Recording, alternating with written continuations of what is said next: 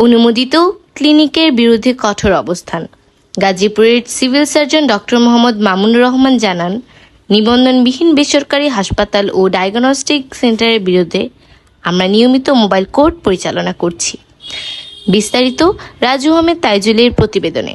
চিত্রগ্রহণে মেহেদী হাসান হীরা। ধন্যবাদ। আপনি নিশ্চয়ই জানেন যে বর্তমান যে স্বাস্থ্যমন্ত্রী এবং বর্তমান যে সরকার আছেন, এরা এই সরকারের আমলে স্বাস্থ্য ব্যবস্থার উপর অনেক বেশি নজর দেওয়া হচ্ছে। আপনি এটাও জানেন যে কয়েকদিন আগে আমাদের মন্ত্রী মহোদয় বলেছেন যে প্রত্যেকটা ক্লিনিকে 3 জন ডাক্তারের উপস্থিতি এবং একটা নর্মাল ডেলিভারি রুম রাখতে হবে, এটা বাধ্যতামূলক করেছে। সেই সাথে যেসব ক্লিনিকের নিবন্ধন নাই, যেসব ক্লিনিকের লাইসেন্স নাই, সেগুলোর ব্যাপারেও আমরা অনেক কঠোর পদক্ষেপে যাচ্ছি।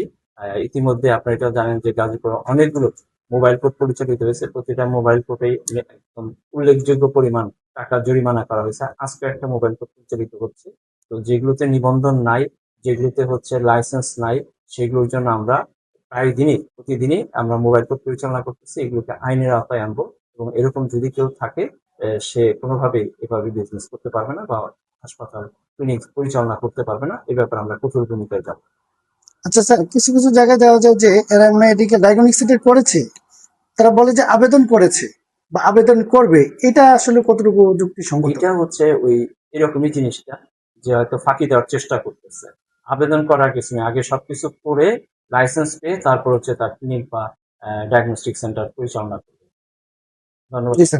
সদরে গাজীপুর জেলার যিনি সিভিল সার্জন রয়েছেন, তার সাথে আমরা কথা বলেছি যে গাজীপুরে বেশ কিছু নিবন্ধনবিহীন ডায়াগনস্টিক সেন্টার রয়েছে, সেগুলির বিষয়ে তিনি আমাদেরকে জানিয়েছে যে ভ্রাম্যমাণ আদালতে তাদের এই যে অভিযানগুলি তাদের চলমান রয়েছে এবং নিবন্ধন যেগুলি রয়েছে সেগুলো কিন্তু তারা তদারকি করছে। এই সিভিল সার্জনের ওনাদের বিভিন্ন টিম এই যে নিবন্ধনবিহীন এবং নিবন্ধন যেগুলি রয়েছে তাদেরকেও তদারকি করছেন এবং তাদের এই প্রক্রিয়া চলমান থাকবেন। তিনি জানিয়েছেন যদি আমাদের গাজীপুর জেলায় কোনো নিবন্ধনবিহীন ডায়াগনস্টিক সেন্টার থাকে, সেগুলি যদি আমরা কোনো তথ্য পাই, আমরা তাৎক্ষণিক মোবাইল কোর্টের মাধ্যমে সেগুলির বিরুদ্ধে ব্যবস্থা নিব।